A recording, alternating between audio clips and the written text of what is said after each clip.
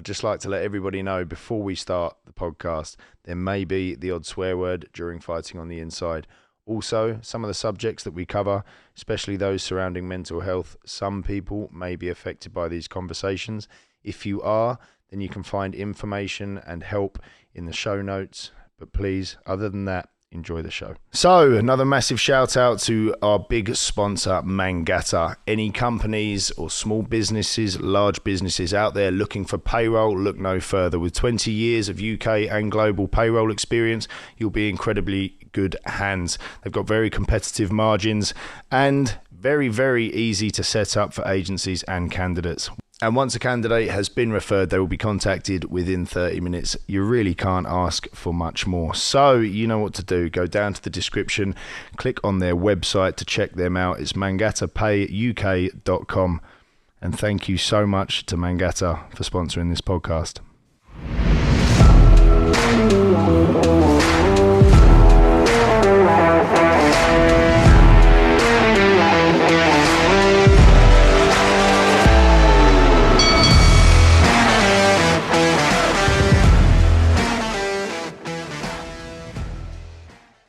Hello everybody and welcome back to another episode of Fighting on the Inside. As always, I need to say a massive thank you to our sponsors, Mangata, Real Power of One and Wow Hydrate. Without these guys, we couldn't be doing what we're doing. And as you know, this podcast is all in aid of anti-knife crime charity Gloves Up, Knives Down. So, if you see us shivering during this episode or hear us, you guys listening at home, it's because unfortunately today the studio's heating has decided to turn off.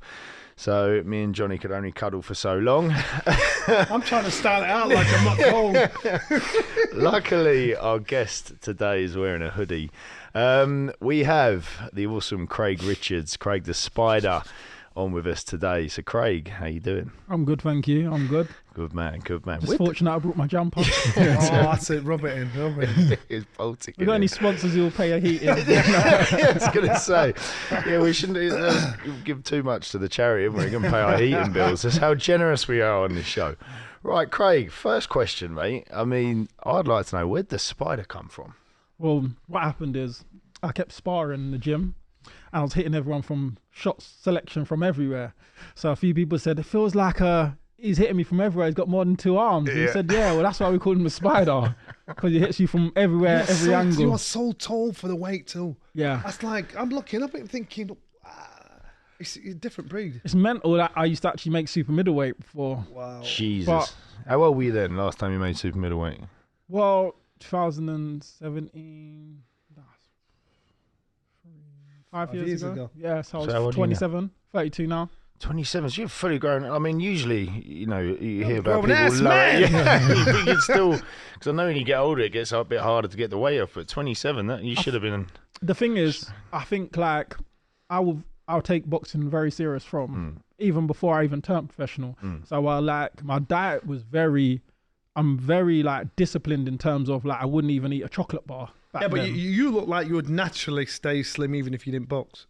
Yeah, but I'm secretly at heart a foodie, so I like my food. But I love greedy bastards always say I'm a foodie. no, but you know what? I'm greedy, but with my discipline, I eat a lot of food, but the right food. Yeah, yeah. Gotcha. So I know myself, I would blow up. What's your weakness? What I have to resist is a little cake with my tea. Mine's Mr. Kipling's cherry bakewells. That's me. That's Mate, the only they're thing. old school. Do you know that's the only thing I school. don't like? What? My sister's was their favourite cake growing up, and I hated it. I was an apple pie guy. I loved an apple pie, Mr. Kipling. Welcome to Bake Off. We're so let's talk about your childhood, Craig. How old were you when you boxed first off? Originally, I went to the gyms at like 13. Okay. And I used to just go for fun, really. I just like the sparring aspect. So I used to just do that for a year or so. I went over to Croydon, and then I was in South Northern Victory. I was there maybe to about a year and a half. Then I came out of boxing, just being a normal teenager, doing what I was doing. And then at 17, my cousin used to box for the Lynn. So he said, why don't you come up there and start doing some sparring with us? They was the seniors, so I used to go over there. I used to love having a good tear up with the senior boys. Some of them used to try and take advantage. Got my own back eventually. So I was over there for a while, just sparring. And it was actually the coach, Terry Palmer, at the time. He used to always be gassing me up, and I'll be like, he'll be saying to me, I'm telling you, mate, you got what it takes to be a champion, da-da-da-da. And I'll be like these, I haven't really even bouted at this point. You got all these boys, elite, 50 bouters. I'm thinking, why is he lying to me? Does he want my subs? Like, what is it? But he used to be like, look, if you come, you won't have to pay subs. I'll give you the new gloves in the back to spar and that, and the head guard. And, you know, back then, in the amateur gym, all the gloves stink and all that. So it was like privileges back then. And the gym was in Peckham, and he used to offer to drop me home and stuff afterwards. So I'd be like, I don't know why this guy believes in me. I don't know what he can see, but he sees something, and I kind of kept going because I didn't want to let him down. Eventually, he had left. Someone else had took over, another head coach. But I was only going for his sake because I didn't want to let him down. So when he left, I was like, oh, great, I'm out. I left boxing. Eventually, I got to 2021, 20, and I bumped into him, and he opened his own academy. So what age did you stop? You left boxing at what age? Probably about 18 and a half. Like, I was there Okay, about so a year and maybe a half. 3-4 years later. Yeah, 3-4 years later, I bumped into him in the street. He's like, look, I've opened my own academy now, Palmer's Academy. Come down. And at the time, I was a bit stray in where I was in life at the time, straying a little bit. And I was like, do you know what? I could do with a focus again. I'm going to go back because I enjoy boxing. So I'm going back. I'm enjoying it. At the time, then I was trying to go to university. I thought, let me try to go to university. Study what? Accounting and finance, because my mum was an accountant. So I kind of was like, well, she does accounting. I like accounting. I like numbers. I'm good with numbers. I was always a maths guy rather than an English guy because I like factual things. With maths, it's facts. The answer's the answer. With English, is opinionated. I was like, right, accounting, that's my thing. And then I registered to go to university part-time. As I got there, I saw someone I knew from the area. They was full-time. We looked over our schedules. They had only one extra lesson a week. So I was like, well, I might as well do full-time because it's only one extra lesson. And so the degree will be obviously a shorter period of time. The woman at the time said, look, if you're writing your modules and you want to change, hand it over to the business block. Okay, done that. Was going a couple of weeks in now, never heard anything back. Thought I don't want to be going extra lessons and I don't need to. So I went to the business block. They lost my registration. They lost my thing. They told me I got to re-enroll over January or next year. So I'm like, why is this happening? Like, I'm trying to do something good, make a change, and this has happened. So I left and I thought, you know what? I don't want to be doing nothing for a year. Let me go back to boxing. So I went back to boxing to pass time for the year, really enjoying it. Someone said to me, look, I've never seen you actually be passionate or enjoy something like you do with that. You don't enjoy education. And when I think about it, through college and that, I always had a helper, half doing my work for me, my coursework. So I was like, yeah, I ain't really enjoyed education like that. I have more, always loved sports and I've loved boxing. So one day I just said to my mum, listen, mum, I'm going to keep pushing on this boxing thing. She was just like, what are you talking about? Don't be silly, like, go to I said, no, I want to do this boxing. She goes, all right, so if you used to go to university 3-4 years, you'd do that, then you'd leave, you get a job, you get paid. What's your plan with boxing? I said, look, mum, I'm going to do this championships. I'm going to do the box cup. 3-4 years, I'm going to try and get signed. She said, 3 years. I said, I'm going to try. She goes, okay. She wrote it all down on a piece of paper. Oh. She said, all right, we'll see. So she said, but I'll make you a deal. You got your first fight coming up? I said, yeah. She goes, you lose that, you call it a day. You win, then you can do that, but think about education as well. I said, no problem. So I remember I had my first fight, Lesley Hall, Sydenham. And I was a lot more riding on it than just a win. Yeah, a lot more riding. It's my whole new career I'm trying to do here. Throw a little bit of pressure into your first fight. So yeah, there was pressure on it. And I remember coming out there, everyone from the area was there, etc. And I boxed great. Got the win. And then I remember 2 weeks later, it's the first time I saw myself in the newspaper, South London Press, Richard takes the biscuit of the show. Wow. So I was like, wow, my cousin rang me actually, I was in the gym, he told me about it. I said, no, it can't be me. Like in the newspaper, it was just like first bout, it wasn't even a championship. So I'm telling you in the paper, South London Press, I just saw it. Ran to the shop, saw it, bought every copy. Still got the paper to this day at my mum's. So from there, my mum actually come to me. She said, you know what? I'm not going to lie. I thought boxing was for airheads. I thought it was just a bit of fighting. She said, the way I saw you box, I could see the artwork on it. I could see it's an art, not just fighting. She goes, you're actually good at it. You should push on with that. 3 years to that date, cutting a long story short, I got offered a professional contract 3 years to the date of we had it on a piece of paper. My mom still got the paper up to this day. I was going to say, have you got the paper? Yeah, she still got the paper. So I remember even having a fallout with my granddad at the time, my dad, because they was like, obviously they're quite old school. They're like, be realistic, go and get a normal job, go get a trade, get an education, get a normal job. I'm saying, no, I'm going to get signed. I said, look, you're good at what you do, but why would someone sign you? There's millions of people who want to be a boxer. I said, look, I believe in this. I'm going for it. And there was a bit of discrepancy in the family over it. And then my dad said to me eventually, I've got to take my hat off to you. Like, you done what you said. And I pushed on from there and then turned professional. That's awesome. Look, before we get into your professional career, let's rewind a bit. Because, I mean, you mentioned a couple of times there, sort of going back to boxing because you were straying a little bit. Your childhood, what was that like? What was your sort of circle like? Who'd you knock around with? Did you get yourself into trouble? What was that like growing up? Look, I would say I didn't really, on reflection, but if you look, I probably did. But I think what was normality for me, obviously as I get older and I talk to people, I realize a lot of it wasn't normality. So it was the way I grew up. I was a little ahead of my time. So in terms of, mum always wanted to be doing the best for herself. She always wanted to push on, and like, she didn't want to be a stay-at-home mum and stuff. So she was getting her education. She was an accountant. She worked in central London. Mum and dad had split. My dad went and he had his job, etc. I used to see him every other weekend and whatever. But my mum, she was doing her thing in work-wise, etc., which was great. And I was happy for her because I wanted her to keep pushing on. I didn't want us to be impacting that, which was great. But in that time, I then, from a young age, spent a lot of time on my own. So I was like leaving school and make my way home from school myself. I would be around the older boys. You're the youngest of three? I was the youngest. 2 older ones are girls? 2 old. So okay. What's the age difference? So my oldest sister was 2 years old. One of them was 2 years older than me, and the other one was 3 years older than me. So they was a year apart. So we'd make our own way home together from primary school. But as time goes on, they go secondary school. Then the last one. Okay. So eventually I'd leave, I'd go home. I'd be like, I don't want to be here on my own. I'd go out again. I'd go and wait for them to maybe finish secondary school. Now I'm around the older boys because they're all leaving secondary. I'm going youth clubs where really I was lying about my age. I wasn't even allowed in yet. So obviously it was quite a gang affiliated area also. So all the boys was quite naughty. But to me, I'm just going youth club to play pool and table tennis. But the company is around you who are normality, just the boys, you know, everyone's up to no good. So you might not see him for a while and you see him again, but he just come out of prison, you didn't know what he's up to, whatever. So I was all around it without even thinking about it, just not simply because that's what I wanted to do, just out of boredom. I didn't want to be at home on my own, so I was out with the older boys. So from maybe 11, I was going youth clubs when you had to be 13, etc.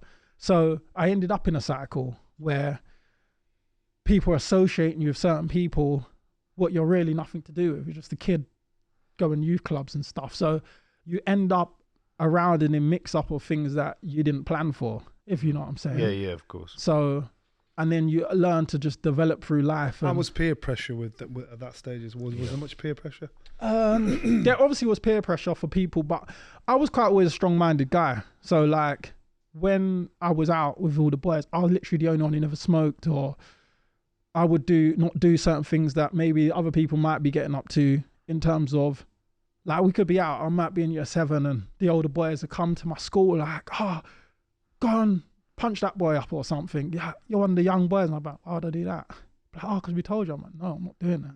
They'll be like, what do you mean we've told you? I said, yeah, I don't care what you told. Like, I'm not doing that. Like, why would I do that? And I was quite rebellious. They liked it because I was a little bit rebellious, but at the same time I wouldn't listen, I wouldn't conform. And that's just the sort of character I've always been. Like, I've always been my own man. So it worked out well for me later in life as I was growing up. But at the same time, you couldn't pressure me to do something I didn't want to do. That's just how I was. Did you have certain friends around you that were sort of succumb to that kind of peer pressure that you've seen sort of go down bad paths because of their environment, so to speak? Yeah, of course. There's a lot of guys I saw around me who wasn't as strong characters, and they was doing things I know really they didn't really want to do. I know certain people was acting a certain way, or they're probably doing things in the daytime and crying at night because they feel bad about. But it's just like, I think the era we grew up in, it was like, yeah, there was a lot of pressure and a lot of there was a lot of egos, a lot of pressure, and no one wanted to be taken for an idiot, if you know what I'm saying. So people was getting led astray left, right and centre, I think. You mentioned youth clubs earlier, and that's one thing that's gone now. Yeah. There's none around. No. how important do you think that U club it is to kids, especially for you growing up? I thought it was very important, because even as I was saying to you, the boys who was these guys on the streets who people was maybe scared of, when it came to the youth club environment, there was a bit of structure. So everyone was just like enjoying themselves. It was keeping people off of the streets. It was like... And the challenges were kept outside. Outside, yeah. So the youth club was a safe place for kids to go. Like, you're going there because you're playing pool, you're playing table tennis. The boys who may be MC or rap at the time, they're in the little studios or on the decks, all enjoying themselves, writing bars to come to the studio to, you know, go and perform what they've done that week. So it's just like a safe place for people to enjoy themselves without violence and stuff. And congregate in the area, like everyone from that area goes to that youth club, so then you kind of get to know each other in a safer environment, and you know that there's some... I'm not sure. So youth clubs just don't exist now, or is it down to I genuinely can't think of in my area a youth club, anything like that. No, I can't. I spoke to someone who used to be running this youth club, and they just spoke about like a lot of the funding and stuff stopped and things like that, and people didn't want to obviously financially back it themselves. And I think because of that, because you've got to staff it, you've got to get the building, you've got to heat it, you've got to maintain it, and there's legislation as well. Yeah, and I think because of that now, kids who might be looking forward to youth club Monday, Tuesday, Thursday and Friday, now when they're out with their friends, they're just going to be on the street. Yeah. They're not got nowhere to go. And this is where problems start happening. That could make a lot of difference as well to what's happening today, especially in regards to this charity that we're involved in. To me, I think that community feeling, that it's a must, because there's certain kids that have direction or might have something about them. Because I'm quite sure some of the boys that you grew up with look at you now and think, "Wow, Craig, you did well, man." Yeah, they do. They say, "Wow, to see you from there to there." Yeah. Like, you show you can make the difference. You've shown you can make a transition. And for me, that's why, like, as I grew up and even getting that mindset, there was times where like older youth workers who was coming from the same place as us, they spoke and showed me a transition. Or like I went to at college, there was a guy who basically came from a similar background. He was now a business teacher, and he showed me, listen, the system can set you up to fail. When you're acting up with that teacher or this person, they want you to act up, because at the end of the day, you thinking you're being rude, getting one up on them, you're kicked out. They still got a job. So when you can talk to people who can guide you in a better way, it can make a massive impact. What I say, youth clubs and that thing. And that's why for me now, that's why I love to do charity work and going to schools and talking to kids, because I don't think some of these kids are necessarily bad kids. They're misguided. And with the peer pressure and the misguidance can now lead them astray. And before you know it, they've made an error, done something silly, could end up in prison or something. And the time they've realised everything is too late, they've started life on the back foot. Would you agree when you say, because I think just to touch on that or add to that point, I think the biggest misconception in life is that there are bad kids. Yeah. Because the fact is, whatever you're doing, whatever path you've gone down, however bad you're seen, there's something that's made you that way. You haven't just been born and decided, oh, I'm going to go and be an evil bastard. No. It doesn't work like that, does it? So kids are always a product of their environment. And like you're saying, and like we keep hearing as a common theme in this, like if you lack direction or guidance or at least opportunities or things like that, and even something like drive, because some people have the drive to go and find that themselves, but if you're lacking drive, usually it can be the way you were raised or something that's happened that's made you like that. So like when you say some of these kids aren't bad kids, and where you said that some kids are doing things that go home and cry about at night, the reality is they're just kids. They're just kids. Do you know what I mean? They're just kids, and whatever's happened to them, whatever they're doing, there's a reason for it all. And I think that's where you need to get things at the source there and sort of give these kids something to focus on. And this is the common thing, right? And I do think that some kids are just not good in school. Yeah. That school authority. There's so much focus on school, isn't there? Yeah. School is the most important thing in the world. Is it? Yeah. Listen, the one thing I drawn from was the good thing out of school was, one, I learned to read, sort of, and a few mates. Yeah. I can't remember, and this is not running down schools, but I can't remember where anything else in school has actually helped me in adult life. Yeah. My education really started once I'd finished school with my association with Brendan Ingle, my mentor, that's where my education started. So some kids are good and they accelerate in school. Yeah. Youth clubs and places like that are where they meet other mentors, people that they recognize themselves in. Yeah. That's where the real education starts, where they can put someone on a path. Why don't you be an accountant? Why don't you be, and just say it in a different language. There's academically education, academically in life. And I think they're two different things. And I think they're very important. Life skills are very important. Understanding is very important. As you say, go and see people like Brendan Ingle and stuff. That's where you learn real life skills. With school, the reason why, like, I'll say to kids nowadays, stay in school, stay focused, because of it might not necessarily teach you what you need to learn in life. Apart from it'll teach you structure, learning to listen, structure, and having discipline. Because having to be on time, going to your lessons, ticking the register of doing your homework, etc. It teaches you some sort of structure. And structure in life, in anything you're doing, is very important. And having discipline in anything. And I think some people who can't find that in boxing, like ourselves, in schools, we might find that in boxing. Everyone's got a different passion where you can learn. Right, guys, another massive shout out to one of our sponsors. Now, I know if you're a boxing fan, you have definitely seen Wow Hydrate knocking around. These guys do an incredible range of health drinks to prop up your sporting ventures. You have the electrolyte mix in multiple different flavours to help with rehydration, and also your protein mix, which contains collagen, which will help for recovery. Now, listen, if the likes of Tyson Fury is drinking these things, then it must be a pretty good drink. But don't take it from Tyson, take it from me. Go down into the description, click wowhydrate.com and check them out and buy some for yourself. Keep going with that training with Wow Hydrate. And thanks so much to Wow Hydrate for sponsoring this podcast. What's refreshing about you is the fact that, especially to say you're a boxer, and what's refreshing is it lets people see, you know what, you don't have to be a numbskull to want to fight. That's the worst situation to be in. Yeah. To say you had options and you had realistic ambitions to be an accountant, to do something, as I say, is that was correct. You chose to box. You still are articulate. You still have that way of actually articulating what you want to do or what you intend on doing. And so that way, this is a choice. Yeah, it's a choice. It wasn't a forced thing. Your household sounds like your little Craig at home. Yeah. Your big sister probably bullied you or do whatever. All the time. So it's not that life was hard, but you made a choice. Yeah. So to me, it's a kind of a good advert for boxing. Yeah. But it's also a good bit of motivation for kids that just think, oh, I might have grown up in this area, but it don't mean I'm bad. No.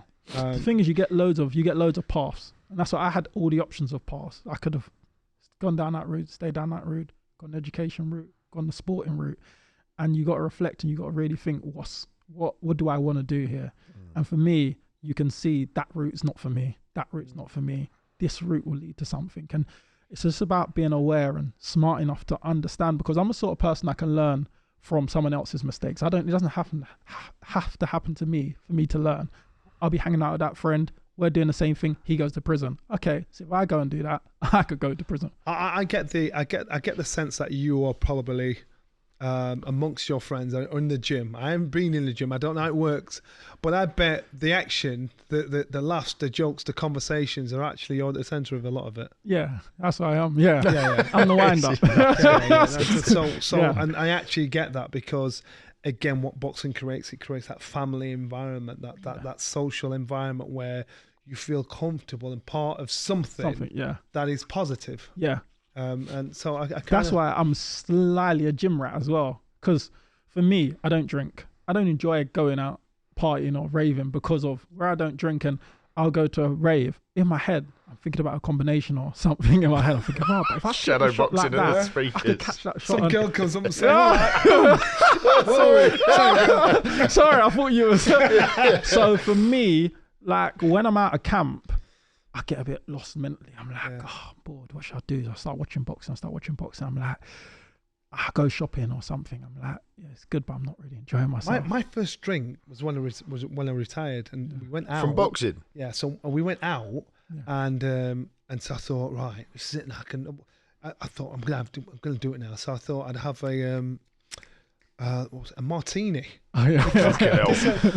They said, what do you want to drink? I'm thinking, I don't like the smell of beer. Yeah. I don't like the smell of beer. I'm thinking, think of a drink. And so I went, I'll have a martini. It tasted nasty.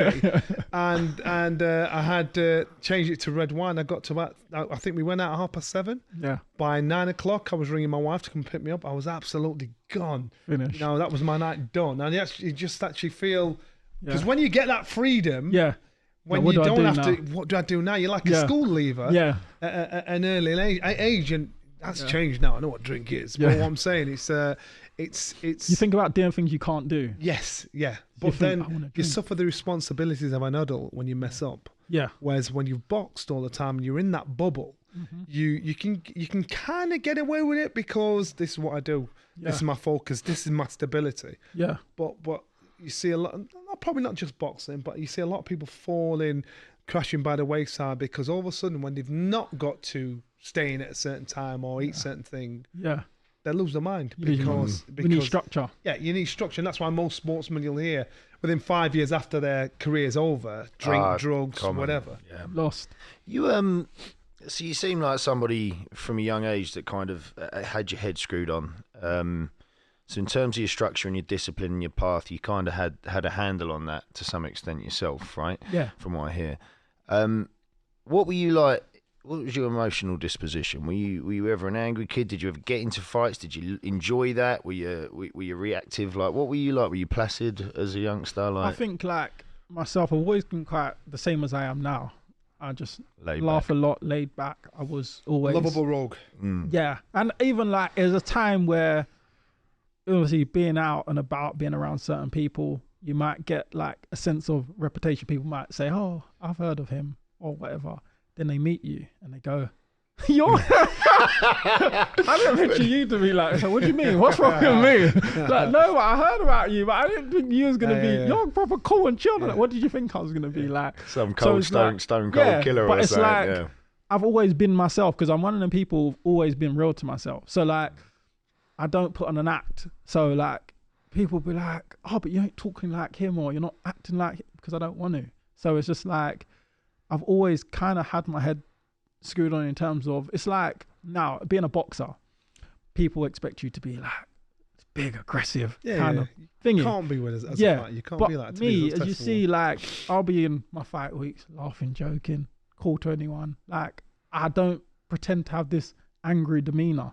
So I think like growing up, exactly how I am now is how I was growing up. So yeah, I did like to have a few fights, like most boys, actually probably a bit more than most, but I did like that. I don't know, with the fighting aspect, it's just like, I've always had this thrill of danger, I think. And I feel like the bigger the challenge, the more excited I would be. Yeah, but I sense that you probably had that because you knew you had a stable home to go back to. Yeah. Your sisters were there, your mum was there, you had a family structure. Danger to you was different. Yeah. So then you could always run home.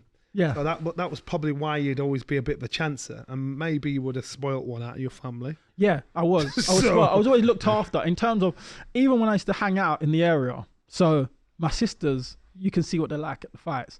Very loud thingy. They was like that growing up. So they had a reputation of like, okay, these girls are not idiots. People took a liking to me, my sisters. So we used to have a lot of the older boys. They would look out for me. Then I have older cousins, boy cousins. So they're like, we look out for him. He's the young one.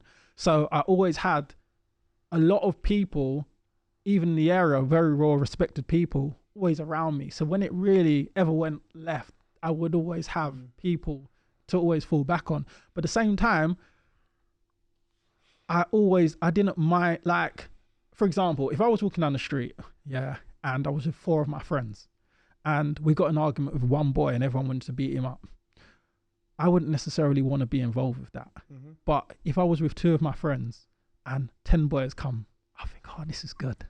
I wonder how we're going to handle this. This would excite me. Yeah. And I think it probably trickles into my boxing. If you look at the fights I take on. I was going to say. And this is what I was like as a kid. Like, the bigger the challenge, the more excited I get. Uh-huh. So sometimes they offer me an opponent and I think, I know I'll beat him. I can't get excited for it. And I say to Pete, I don't think I'll get up for him. He'll be like, yeah, but it'll be a good win. No, but I don't know. I think I'm going to box bad because this doesn't. And if you look at my career, where people will say sometimes he has flat performances. If you look at my flat performances, it's all the fights I'm meant to win easy because it just doesn't do anything. And that's why I perform when you give me the bigger challenges because I'm excited. Buatsi, what a fight, man. The Bivol fight was the Bivol fight. These are the guys that, remember, 3 years amateur, 20 fights, 22 fights. You're looking at the Dimitri Bivol, 285 fights. You do understand. So because of Buatsi, the Bivol, because of those fights, you do understand that's part of your journey. Yeah. So your journey is nowhere near done yet. Nowhere near. Because I boxed for a world title twice before I actually won a world title. Yeah. So most people would have given up after the first time and drew. Second time they lost. They think they'd walk away.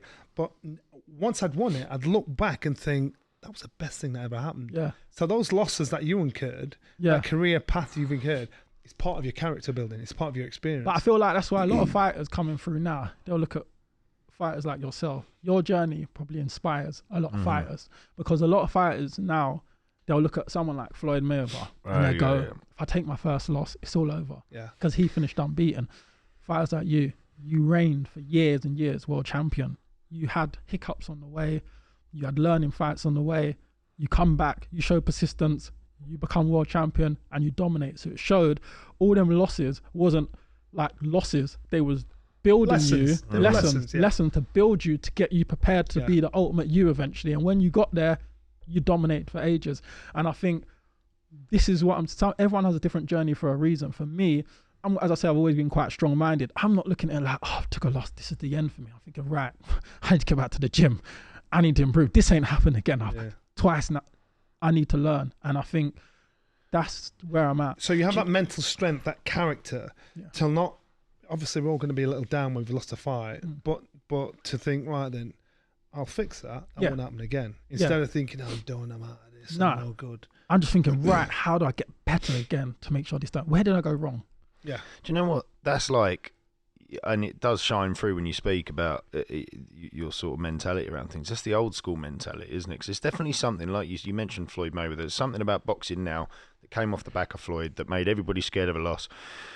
And then you've got people like Joshua that got put on such a pedestal, and then when he took a loss, you see the reaction from fans to people taking losses nowadays. It's almost been groomed by the Mayweather era, and it's changed everything. But someone like you, and again, one of my favourite fighters is Dillian Whyte for this reason, you shine through with the challenges you take constantly. A loss ain't going to matter when you got your mentality, because you can see that you don't give a shit and you'll fight anyone, and especially when you're giving them fucking great fights. And it's just, I hope that people like yourself and like Dillian, and I can see a small shift in it.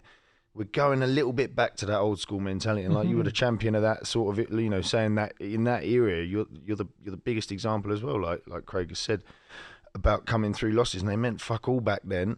And you've proved that you can go and reign, but like I'm glad that it's shifting. I really hope it is shifting. And someone like yourself's a perfect example. Like you're in great fights, and people are going to pay good money to watch you all the time. And you know you're going to come back, you're going to get better, and you're going to win it eventually. Like, you're going to get there. Yeah, and I wish more people had that mentality. The depth of the sport itself is the true skill of the sport itself is slowly. Is in fear of getting lost. So at the moment you're getting a lot of YouTubers coming in and they're making the headlines, getting paid a lot of money, getting a lot of attention. But in reality, the skill factor is very shallow. And so it's about the sell. It's about the quick sell. So these YouTubers are doing it. They're getting more attention than established fighters that have been doing it all their life. Yeah. But eventually it's going to get to a stage where fans will think there's no depth there. This kid can't fight. This kid is only so good, but they're getting the attention of a world champion. Yeah. And that's where the cream rises to the top. Yeah. Where true talent, but once given the opportunity, will rise. Now, how fighters of today learn from the YouTubers is to make themselves a saleable commodity. Market them. Yeah, market yourself. Yeah. And so the true depth and skill of boxing then shines through, and people think, oh my God, that guy's an amazing fighter. Yeah. Not, oh my God, that guy's a great gamer. You understand? So there's lessons to be learned going through, and you'll teach many lessons coming through yourself with your journey. When you get to that hurdle, you'll say, look, I lost here, lost there, I lost there. And kids will think, you know what, I actually get it. I don't need an unbeaten record. No. And I just think it's about, as long as you're showing your improvements, your mentality, your hard work. Because a game that it's going to be it's going to mentally challenge you, because as you know more than anyone, you're going to get fans one day they hate you, next day they love you, next day they hate you again. And if you feed into that and you're not mentally strong, that can disrupt your journey. But at the same time, you've got to understand what your journey is, and you've got to understand what you're aiming to do. And if you take knocks, you've got to keep getting back on, and you've got to keep trying to push forward. And I've kind of always thought that, and I always kind of felt like the journey I'm going to take, I've always had to keep trying to prove myself. And as I say, you look over the record from early, I remember coming on the Sky show on my 6th fight, and I'm boxing a guy 12-0, 6 knockouts. And these times I've only done 1 6-rounder. He's just come off a good win, 10-rounder challenger. Everyone was saying to me, look, you could take your first loss here, but don't worry about it. Just after that, I thought, first loss? So everyone's written me off already. And I went on, obviously won my first title. And then when I boxed Jake Ball, it's funny enough, I looked back at a poster that popped up on my Instagram 6 years to the date. And there was all Jake Ball, Reese Block. There's all these guys on the poster. And my name was in the corner, where at the bottom, where I wasn't even part of the picture. These guys was the guys pushed on to do great things. A couple of years down the line, I've had to fight one of the poster boys, which yet again in the bookies, underdog again. Everyone ripped me off. I went out there, stopped him 3 rounds in, because I believed in what I was doing. And everyone around me, you sure you want to take this fight? Yeah, I'll do. I believe what I'm going to do. If you look at your mentality now, and then look at that mentality you told us about when you was a young boy at the beginning of this, you see how that mentality has matured and now benefiting you as an adult. And I suppose youngsters coming through, the mentality they adopt now is a transferable skill, where if it's negative, it will probably be negative when you get older. If it's positive and strong and an individual, that again will be payoff when you get older. Older. And this is the sort of things, when I was younger, my mentality of these sort of things like everyone's smoking and I don't want to smoke and all these sort of things, and having that strong mind, I never looked at it like an asset or I didn't even know what I was doing. Like, I didn't think I'm not conforming. I just thought, I don't want to do that. I'm not doing that. You just followed your goal. You didn't understand your own assets. And now as an adult, on reflection, as you're saying it, you're right. And I bet your boys, or some of the boys that were doing certain things, are probably doing the same thing now, or they're dead or in prison. 100%. 100%. And that's when kids are leaving school or doing whatever, they think that's my friend, that's my friend for life. In 5 years' time, you're not even going to see that person. So you got to make sure when you're influenced. You're influenced, right? Because the mistakes you make, sometimes you don't have time to rectify them. Like, I know boys who, they were half decent guys and they had actual bigger futures than I did at the time. They had more like going for them than I did when we was younger, and some of them are sitting down 27 years, 22 years, 18 years, 19 years, and you're like, you don't have a chance now to rectify that. When you've come out of 22 years because of a mistake or an error you made, that's you done now. So all them aspirations, and a lot of people, and I realized I felt a bit of hostility in a few of my friends, obviously when boxing started going well. It's probably envy. Towards me. But that's envy. The only crime you can't get. But when we sat down in the end, people have actually approached me and said, do you know what? I have to ring you. I said, what's going on? I've been feeling away about you. I said, why? What's going on? Nothing to do with you. It was myself. We was growing up, I had a lot going to go for me. You didn't look like you had as much going to go for you as I did. And I've amounted to nothing. And you started doing the boxing, and I felt within myself, your success is a reflection of how I kind of felt like I failed in certain departments, and I kind of just felt bitter towards you in that aspect. And I said, but why? It's like nothing to do with you. It's just me. Like, it was just like a reflection of I could have done better. I made the wrong choices and you ended up making the right choices. And I think that's very important to like understand. Your choices you make in life really determines your life. And for me, I made luckily all the better choices than some of my friends. They probably weren't popular at the time, your choices. No, it wasn't. This will happen now, that you'll probably making choices now. Youngsters will probably make youngsters. They'll make choices now that are not popular. No. But in time to come, they will be respected. The best way you look at it, appreciated. it's like if you was young, you're 15, 16, even 14. Say like you had the guy who's a bad boy in the area. He beats everybody up. He gets all the women. He does all the bad stuff. The women love him. Best clothes, best things. You're doing that. Yeah. People love him. But if this guy continues this, as he gets to 26, for example, the girls and that are like, I need a man who's making money, some stability, a man I can have a family with. He's no good. So all what he's built over the years amounted to nothing. Now the guy in the background who wasn't the bad boy and wasn't interested in, and he was just going through his work, doing his education. Through, baby. Nah, that's the one the women love. So it's the thing what people have the mentality people have is all this short-term success has no longevity. So just make the right decisions. Be happy to build for a long-term future. Build your foundations properly and grow. Don't start trying to do the thing for a bit of quick cash here, bit of this, bit of that, because there's no longevity in it. Yeah, and even like you say, even if that is not a popular choice then, because I think that's the difficult thing, because in these echo chambers of this one behaviour is looked at as cool, and you've got loads of friends, you're in that position, you think if I make the decision I'm going to lose my friends. That's a hard fucking decision to make, really, isn't it? Thinking I might actually lose my friends with that. So, but I guess like you're saying, that like it may not be popular, it may not feel like it's the right thing for you to do now, but that decision probably is the right one because it's the hardest one to do. At the time, it's not. But long term, the same people who look at you in a certain way will respect you more in the future. Yeah. So, as I say, it's all longevity. Right now, why is he doing that? Eventually now, for example, myself, when I made the right choices, boxing now, the same people might look to me like, why is he going to do that? Now they're like, I'm coming to fight, I've got support.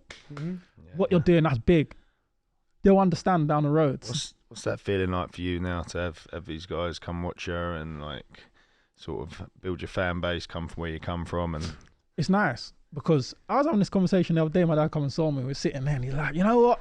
He's like, I remember you up to certain things when you was young. And he's like, most people ain't here to tell that story of coming from there. He said, you know what? You got to take your hat off to yourself. He said, to see you now, you're on TV, you're doing all of this and that. I got respect. And I said, you know, it's such a nice feeling because I feel like all my past it gives me a story and gives me relatable situations to kids who are coming from there to say, look, I was there.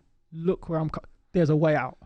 You can that's make a why choice. it's important. They see somebody like you, somebody from their area that they know, or their parents know, or their bigger brother or sister knows. So think, well, he's done it. Yeah. And I'm cleverer than he is. Yeah. I've got more chance than he. I've got a better start than he is. So why should it happen to me? Yeah. And as I said, look at I decided to make the conscious decision to go into this boxing full time. Say that 21, I had my first proper amateur fight to start. Now you're talking to a 13-year-old kid or 14-year-old kid. He's got 7 years over you to start that success story. So I started late and I could do it at that age. Imagine you at 14. Imagine you at 13. You've got way more time. So you're going to be a lot bigger than I am in my career. You've got more time. So it's just people just need some vision, some hope to say, look, you look at someone successful and they're like, for example, if you was like coming from my area and you looked at, for instance, like Eddie Hearn, for example, you're like, he's so successful, but he's in a position that I'm not in. So how could I transfer this to there? I can't do it. It's not possible. No relatability. Then you look at me. Where's he coming from? Hold on. His start was the same as mine. How did he go from there to there? Oh, he stayed disciplined and went training. You know what? I can do it.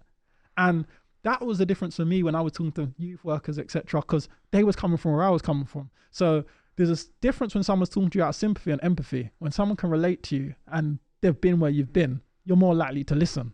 I like that. Beautiful. So, I mean, we talked earlier, you said youth clubs massively important. I know they're sort of lacking these days. Kids are heads buried in their phones, common thing, staying at home, barely going outside and socialising. Would you recommend from your experience that some of these kids on the street go and give boxing a go, walk into a boxing gym? Do you find some of the lessons you learnt through boxing, have helped you and sort of can translate to your life outside the gym? 1,000,000%. I think what people think about when they look at boxing, they look at boxing as a fighting aspect. I think if I'm a fighter, do I want to be a fighter? Where am I going to learn? I'm going to learn to fight in boxing. But I don't understand. That's the smallest part you're learning. the biggest part you learn is discipline, self-control, structure. You're learning so much lessons, what you'll take through into life lessons. As everyone knows, Johnny obviously knows more than anyone else. When you're boxing, the sacrifices you got to make, the discipline you got to have is probably more than a lot of other jobs. So if you could put yourself in a position to be able to carry boxing through, and for instance, if you wasn't good enough, you didn't make it, the skills you develop in there, you take to any other job, you're going to excel in your job. You're going to go above and beyond. You know, there's certain jobs where people, you'll go to work and like, because you look at your position, you're like, where can I elevate here? You might just be, I don't know, the PA secretary or something. So you think, I'll just do what I need to do, tick the register, go home. You come in and you're like, you could be the T-boy secretary and you're just so disciplined and passionate about what you're doing. You want to excel. Before you know it, your boss is recognizing the hard work, hard graft. He's like, you know what? This person does above and beyond. I'm gonna push him on. Give him a chance. You look at someone like Frank Smith. I think he was a secretary or something. Runner. He was runner. CEO. Matchroom. Why? Because Eddie Senior said, you know what? This guy goes above and beyond and above the job title I've given him for his hard work towards the company. You deserve more. And it's just like whatever you put in, you're going to get out in life. And I think them sort of principles you learn in boxing, as in what you put in, you get out, can translate in other jobs. A transferable skill. That's the thing as well. Like you said, in a business environment, I've always thought this. Learning to control nerves and stuff is massive. Everyone gets nervous every moment of their life. They really do. And it can be day-to-day anxiety, all of these different things. When you learn to control your nerves and your anxiety when someone's about to punch you in the face and you can control that there, then when you're about to walk into a boardroom and do a pitch meeting, you can also control it there. Yeah. It's something that's so unnatural of a situation to end up in when you're about to have an organised fight, which is technically what it is. If you can control your emotion, your anxiety, then that is a massive skill you learn from this sport. And you can use that anywhere in the day. And I've only boxed, I've got my amateur card, never had a fight, boxed for ages.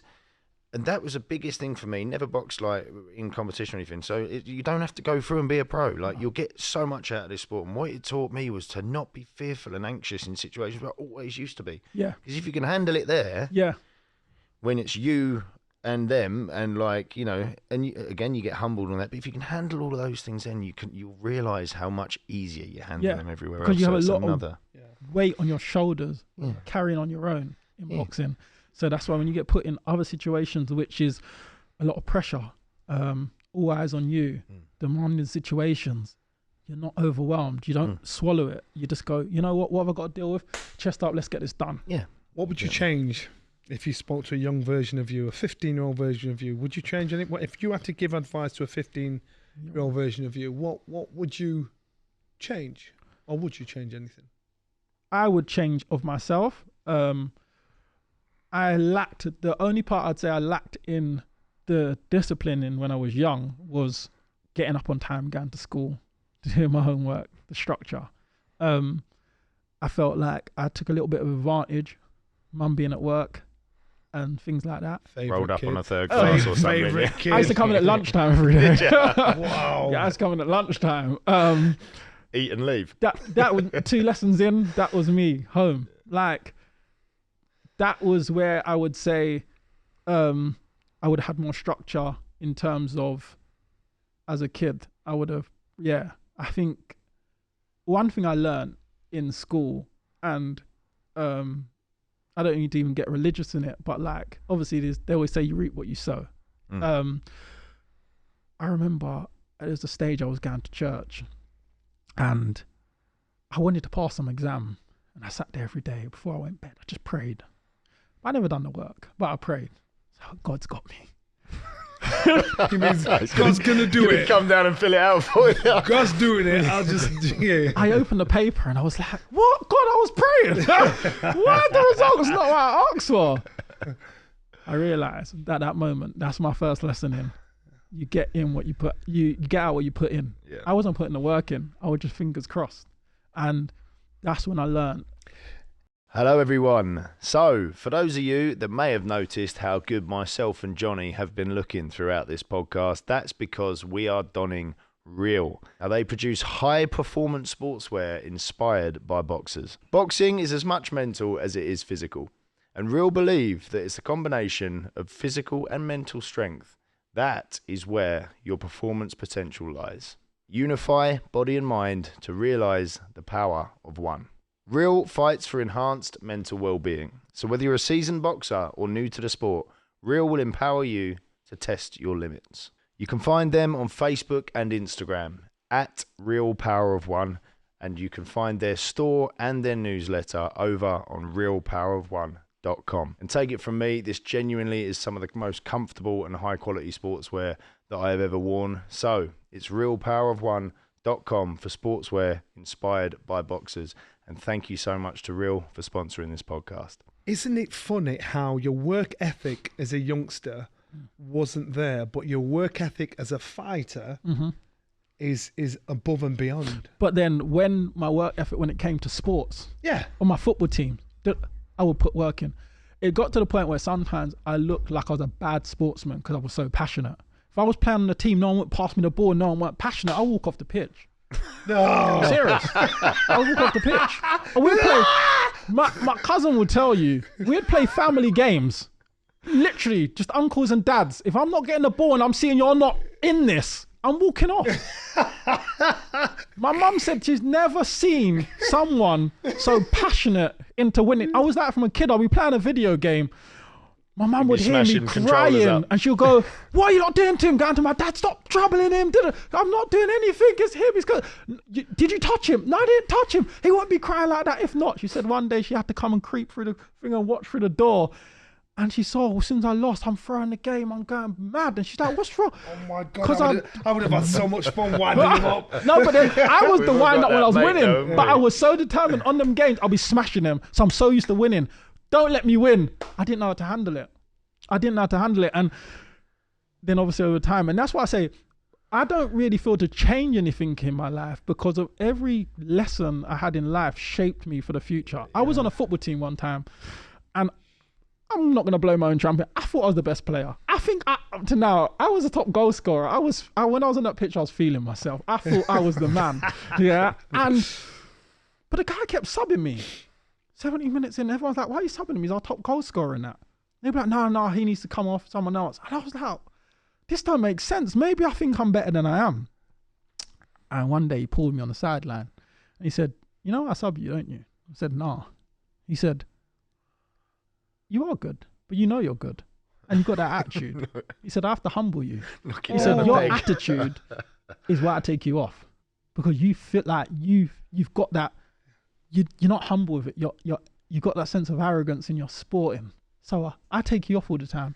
So you don't, to suppress you a little bit, to let you know that I will change you. That don't feel yourself like that. And I said, so I've been getting subbed simply because of my attitude. And that was a lesson to me. That it wasn't just about my performances, it was my attitude of how I carry myself. And that was a big lesson to me at the time. I think I was 14, 15. And that's why from then I changed my mentality, going into everything, from boxing, everything, into just humbling yourself. So I think everything what happened to me shaped me. It's always a difficult question when someone says, would you change something about yourself? Because really what that question means is, do you like who you are now? Isn't it? Like when even you give yourself advice as a kid, and like you said, all of those little steps were necessary to make you who you are. I love who I have become because I knew I could have become something completely different. And I think that at the times, all the lessons all the hardship I went through made me the man I am. And I think I wouldn't be me if I didn't go through a lot of that lessons. If I didn't go through the childhood, the bit out in the streets and all of that, or going through learning, getting subbed in football, all these sort of things, education, not putting the work in and not getting the results I want, and etc. etc. Even if I got into the university, I wouldn't have boxed. So all the things I looked at as, why is this happening to me, made me who I am today. So I can't regret it. It's a great thing to say as well. If anybody's in that position and you feel like everything's not going your way, maybe that means it actually is. Everything for a reason. Everything for a reason. Listen, God's planned you a path. So if you're pushing on something and for some reason it's not giving, sometimes it's because God's got something bigger for you. there's the universe shaped like that. There are many different ways to learn. Yeah. And sometimes we don't realise we're learning a lesson. Mm-hmm. That's why now when something bad happens to me, That's a good thing. everything, I just laugh because I think this wasn't meant to be because something else is better. Or I look at it like, for instance, the other day, I had the best 12-week camp. Oh yeah. I was Looking forward to sparring. that I was feeling much. I was like, yo, the way I'm gonna come out for this fight, this is God me. subbed you. Yeah. I couldn't believe fight week. I'm saying, look, I'll be honest. By the Tuesday, I was in a bad way, but I was so hopeful because my camp was so good. I was like, no, we can do this. We can do this. I'm talking to my coaches. I'm saying, listen, if I can just be like 50% tomorrow, I'm good. by Thursday, I could be 60, which means Friday, I'll be 80%, Wow. which means on Saturday, I could probably be 90%. That's enough for me. Just pulling numbers So out. we're just like, look, how you fit? Are you 60% yet? I'm like, I'm not 60% today, but I believe I might take the 40% increase tomorrow. So we're like, that's why I couldn't go to none of the media. I couldn't do anything because I was really just trying to get myself in a position. Really, I was in a bad way. I was just hopeful because the camp was so good. Yeah. Time the Thursday come, I was probably at best 40%. I was getting worse every day. I was on a decline till the point, obviously, I went to the doctors and they said, no, you got a viral infection, you're done. And I was like, no, I can't have a viral infection. I had a 12-week camp. Why? But you know what? I was disappointed, very disappointed. Of course, 3 months of your life sacrifice for a fight you're looking forward to. And plus, you want to have that fight because you're looking on to move on to something else afterwards. So it's a delay in your life and your career. But I sat in my front room and I said to myself, you know what? Everything for a reason. You wasn't meant to fight this And I Saturday. bet you spent that money before you even got it. I didn't, to be fair. Oh, No, okay. I didn't. That's a rookie mistake by a lot No. of fighters. Think, right, I'm going to buy this. Oh, no, fight's gone. The one thing with me, I'm very good at saving and I'm not The really... accountant in you. Yeah, it's accounting. I'm good with numbers. I don't live above my means. I live well within my means and I'm not a flashy lifestyle kind of guy. So, as I say, I find my happiness being in the gym. Yeah. So when I'm going out to splash money and that's not really me. I might go buy a few things, a bit of shopping here and there for a few days. I'm off, but I'm back in the gym. So my investment is going to the gym. You spending are money your on- investment. I'm my own Yeah, investment. So, Craig, what is next for you, mate? What's your obviously ambitions? World champion. Of course. Who out there would you ideally like to fight? You're in a hell of a division. I guess you're going to say everyone, aren't you? Or is there someone not in necessarily. mind? I would like to fight Bivol. Obviously, again, he's the rematch world again, champion. 100%. I felt just like, What about on a domestic level? nah. Do you know what? I look at my TV and I've had about 8 domestic fights, and it's like, there's only so much it can get exciting to keep doing. Obviously, me and Boatsi always would be a great fight again I mean, because I wicked think fight. That's a good fight. stylistically, For the fans and all, mate, For 'cause that me, was a cracker. outside of myself, I always looked at him and I say, like, I've watched him from the amateurs annihilating people from thinking, I know he can punch, he's got a good chin, he's got heart, he's got determination, he's gritty. So as I say, I always get excited for a challenge, and I know myself, I can punch, I've got a good chin, I've got a good IQ, and I think like with me and him, we'll always make a great fight. And there's always that maximum respect with him. I wouldn't want to ever fight him because of I don't like him or dislike him. With him, I've got a maximum respect for him. For domestically, he's always going to be a great fight for me. But on the world scene, obviously my ambitions when I got in here to be world champion. So Bivol is a guy where he seems like the puzzle to unsolve, and I feel like I've got the tools to unsolve that puzzle. I think obviously I started a little bit late last time we fought out, but as you can see from round 7 on to 12, I was pressing the action and very in control of the fight. Since then, I believe I've improved as a fighter. It's been 2 years since then. He's obviously improved. 2 years? 2 years. Flown Because it was by. in lockdown, wasn't it? Jesus Yeah. Christ. So I think I've improved as a fighter. He's improved as a fighter. So he'll be a task. Obviously, if Pervious doesn't get beat, obviously he's fighting Yard. He's going to have a few fights. He's another guy I know. He's the danger man. So I would always Do you love to believe get in he's there with him. do you believe he's the toughest challenge out there? Punch wise, yes. You know he can punch extremely I hard. think he beats Yard. I think like paper wise, he has everything's in his favour. But I believe that Yard has a chance to pull it off. Simply why? Because I study the champions all the time, and the one thing I've noticed about Beterbiev, although he's a monster, he can punch very hard. He can be hit. So if you can punch, I think you're in with a chance. You saw as Callum Johnson dropped him. He does lack a little bit of lateral movement. He is willing to take a punch to give a punch. but he can box at the same time. So if Yard can catch him, if he underestimates Yard, comes in and he gets caught, and Yard does buzz him at any time, I believe Yard could finish the job. So it's boxing. Who do you rate? Who do you rate the highest between Yard and Buatsi? These are two guys I like, so I can't call it. I can't call it. Buatsi, a very experienced fighter. Yard can punch. I just think stylistically it's just different. They're just different fighters. That's not really an answer, is it? we're just gonna dub you saying one of the two of them and put it out on social media to cause some shit. They're both good fighters. They're both good fighters. Like I've shared the ring. I've shared the ring with both of them. They bring two different styles, completely different styles. To be honest, it's an acceptable answer in boxing because styles make fights, and it's very, very difficult to predict if someone's going to beat somebody else, especially at top level like them boys are. What favourite all-time fighter? You got one? Or obviously, couple? Funny enough, spoke about him earlier. Grew up in the Floyd Mayweather era. He kind of inspired everyone to get back into the boxing. He made it look pretty. You know, when you think about fighting, so I think about Thomas Hearns, I think about Marvin Hagler, Sugar Ray Leonard. I go that far back. How far do you go back? Because you're obviously 20 years younger plus.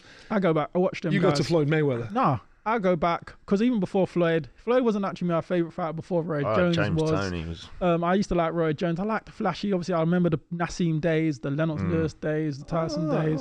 When the funniest thing is, my dad never watched football. So when I was a kid, a baby, he used to actually work for cable, and we used to be up watching the box office fights when I was 3 years old. So the only time I'd be up late night is if boxing was on. So me and my family was a boxing family in terms of no one did it, we all watched it.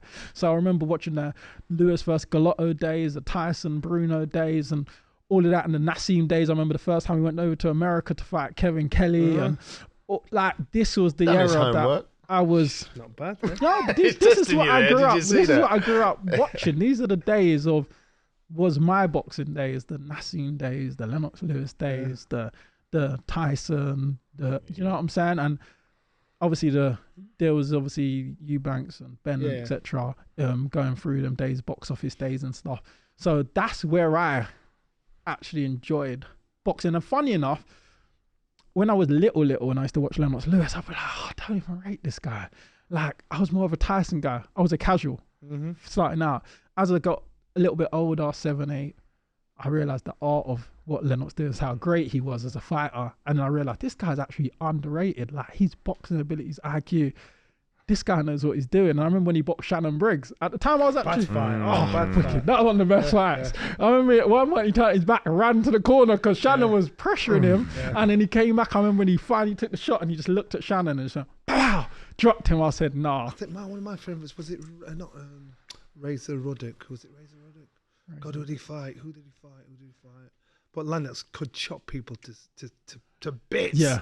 With ease. He was a good fighter. And even Holyfield, Tyson, I remember Holyfield just had his number, and I remember people like, because of Tyson was over the hill by then, he had the prison. Holyfield always had his number. Yeah. Holyfield always had and you know what? I'm saying to people, why are you always so quick to say that when a fighter loses that he was finished? I said, if you look at his performance, Tyson was brilliant in that fight.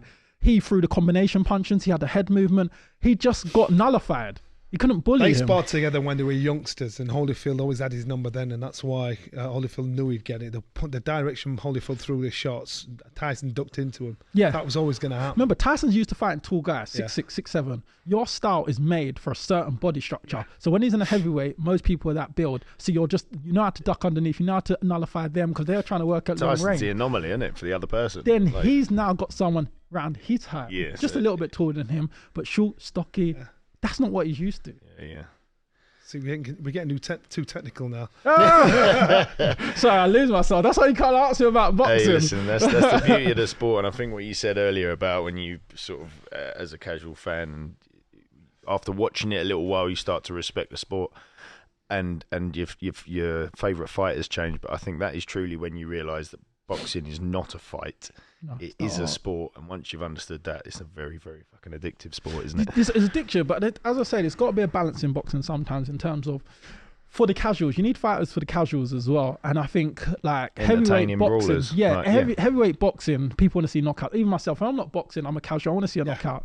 So when you're looking at the Klitschko era, because we knew probably might not see a knockout, the jab and grab, everyone came off boxing for a while. When Anthony Joshua came back, started having knockouts, big money came Wilder, back. it came back. Yeah. So, and this is why you got to appreciate the guys who come through to bring that heavyweight boxing back. Guys like AJ, Wilder, etc.